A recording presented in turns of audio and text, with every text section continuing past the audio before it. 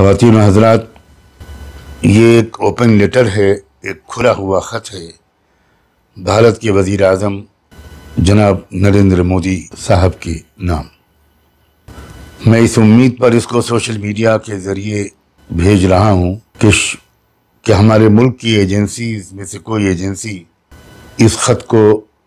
मोहतरम prime minister तक पहुँचाने का काम करेंगी। मैं उनका एहसानमंद और शुक्रगुज़ार रहूँगा। मोहतरम जनाब नरेंद्र मोदी साहब वज़ीर आज़म हिंद, मेरा तारुफ सिर्फ ये है कि मैं दुनिया के अजीम और कदीम तरीन मुल्क भारत का एक नागरिक हूँ और इस बात की दिली तमन्ना रखता हूँ कि हमारा ये मुल्क हर लिहाज से तरक्की करे और पूरी इंसानी बिरादरी के लिए हर पहलू से एक रोशन मिसाल बन जाए। ये पहला मौका है कि खुले ख़त के ज़रिए मैं आपसे बराह रास्त मुखातिब होने की कोशिश कर रहा हूँ और यूँ कहें कि अपनी और करोड़ों भारतवासियों के मन की बात आप तक पहुँचाने का प्रयास कर रहा हूँ। दो बातें हैं जो पूरे एहतराम के साथ आपकी खिदमत में अर्ज़ करना चाहता हूँ। पहली बात का ताल्लुक अलीगढ़ मुस्लिम यूनिवर्सिटी और उसके 100 साला जश्न के मौके पर आपकी तकरीर से है। आपने इस तकरीर में बजा तौर पर AMU को कौमी सरमाया, मिनी इंडिया, देश की ताकत, अनमोल मीरास, कसरत में वहदत की यानी यूनिटी इन डाइवर्सिटी की सबसे मजबूत मिसाल करार दिया है। आपने AMU के एलुमनाइज को भारत के तहजीबी सफ़ीर और कल्चरल दूत भी करार दिया है। इस सब के अलावा भी आपने बहुत कुछ सच्ची बातें अपनी इस तारीखी तकरीर में की हैं, जिस पर मैं आपको मुबारकबाद भी देता हूं और तहे दिल से आपका शुक्रिया भी अदा करता हूं। लेकिन एक बात मेरी समझ में नहीं आई,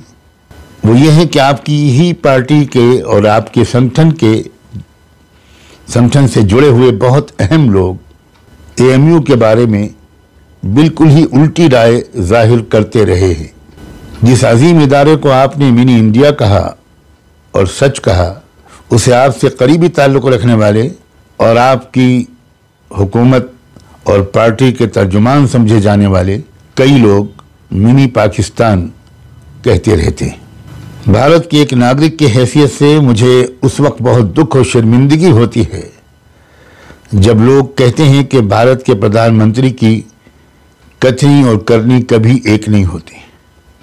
ये लोग आपकी इस ताज़ा तकरीर को भी अपने दावे की दलील के तौर पर पेश करते हैं। मैं आपके और वतन अजीज़ के खैरख्वाह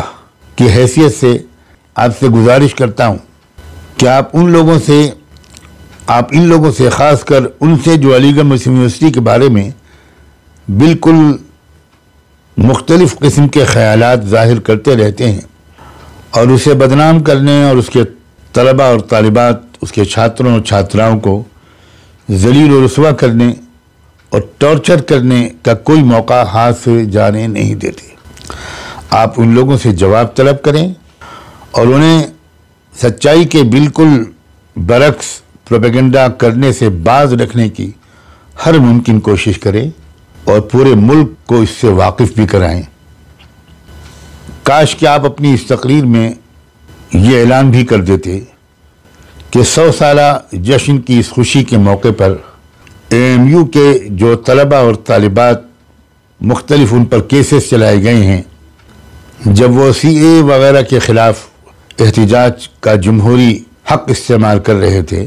और उन पर ब्रूटली अटैक किया गया था, आप उनके ऊपर से मुकदमात को उठाकर और ख़ुद उनको मुलाकात का मौका देकर बराह रास्त उनकी बात सुनने का मौका देते तो सचमुच अलीगढ़ मुस्लिम यूनिवर्सिटी का 100 साला जश्न के मौके पर आपका ये एक तारीख़ी गेस्चर होता जो सुनहरी हरूफ से लिखा जाता और उसको हमेशा याद रखा जाता। AMU के बारे में एक बात आपसे और कहने की इजाज़त चाहता हूँ आप बखूबी वाकिफ हैं कि इस वक्त सुप्रीम कोर्ट में एएमयू के माइनॉरिटी कैरेक्टर का मामला पेंडिंग है। पिछली हुकूमत की तरफ से, मनमोहन सिंह की सरकार की तरफ से जो हलफनामा दाखिल किया गया था, आपकी हुकूमत ने उसके वापस लेकर दूसरा हलफनामा दाखिल किया, जिसमें आपने एएमयू के अक़लियती किरदार के खिलाफ राय जाहिर की है। मैं आपकी हालिया तकरीर के हवाले से ये गुजारिश करता हूँ कि आप इस हलफनामे को वापस लेकर एक नया हलफनामा जल्द दाखिल कराएं। ऐसा करने पर आपका एतबार और एतमाद बहाल होगा और उन लोगों की ज़ुबानें बंद हो जाएंगी जो आपकी तकरीर पर मनफी तबसरे कर रहे हैं। ये वजाहत भी मैं यहाँ पर करता चलूँ तो अच्छा होगा कि मैं कांग्रेस का हामी नहीं हूँ और इस सच्चाई को पिछले साल से बबांगे दहल बयान कर रहा हूँ कि कांग्रेस ने सेकुलरिज्म का नकाब ओढ़कर अक्सर व बेशतर भारत के दस्तूर के जो सेकुलर किरदार है और जो उसकी सेकुलर रूह और आत्मा है, उस पर हज़ारों तीर व नश्तर चलाए और मुल्क को मौजूदा हालात तक पहुँचाने की बुनियादी जिम्मेदारी भी मैं कांग्रेस की ही मानता हूँ। और ख़ुद अलीगढ़ मुस्लिम यूनिवर्सिटी के अक़लियती किरदार पर कांग्रेसी हुकूमत ने भी मुसलसल हमले किए थे। सन 1965 में उस वक्त के वज़ीर आज़म श्री लाल बहादुर शास्त्री के ईमा पर एएमयू के माइनॉरिटी कैरेक्टर पर हमला हुआ था और उस वक्त लखनऊ से निकलने वाले एक वीकली अखबार, उर्दू अखबार निज़ाए मिल्लत ने, जिसके ट्रस्टियों में मौलाना अबुल हसन अली नदवी और मौलाना मोहम्मद मंजूर नुमानी जैसे इंटरनेशनल फेम के स्कॉलर्स थे और अजीम रहनुमा थे, और जिसके एडिटर डॉक्टर मोहम्मद आसिफ क़िदवाई और जिसके प्रिंटर पब्लिशर मेरे बड़े भाई जनाब हफीज़ नोमानी थे, उन्होंने उस वक्त अलीगढ़ मुस्लिम यूनिवर्सिटी के अक़लियती किरदार की हिमायत और सपोर्ट में अपने अखबार का एक नंबर निकाला था, जिसे उस वक्त की मरकज़ी और रियासती यूपी की कांग्रेस सरकार के हुक्म पर निकलने से पहले ही बैन कर दिया गया था, जब्त कर लिया गया था।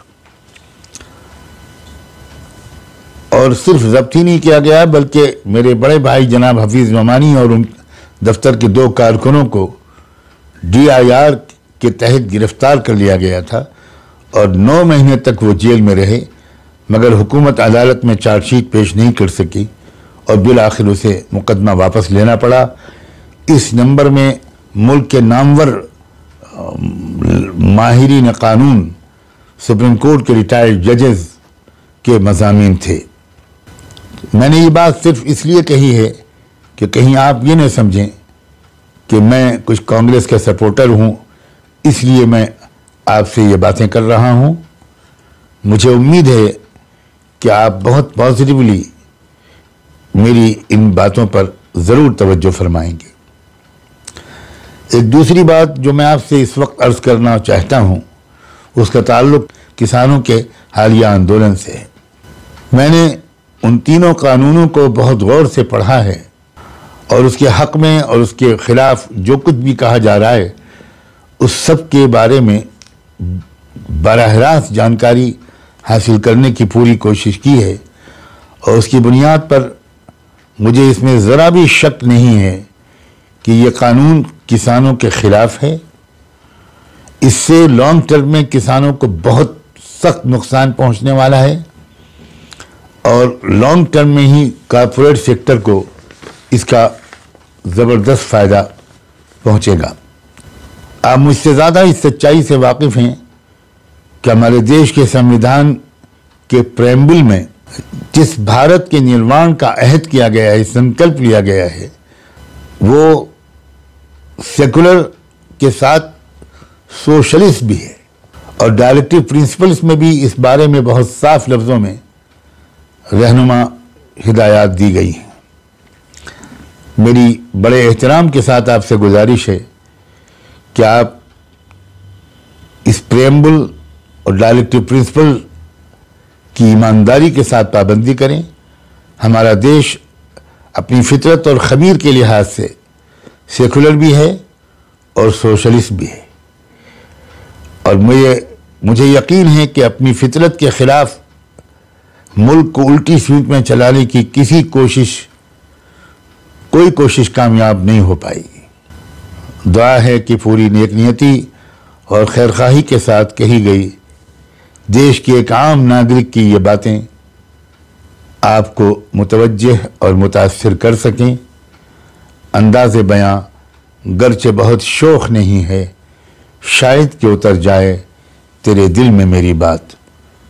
बहुत बहुत शुक्रिया। खुदा हाफिज। सज्जाद नोमानी।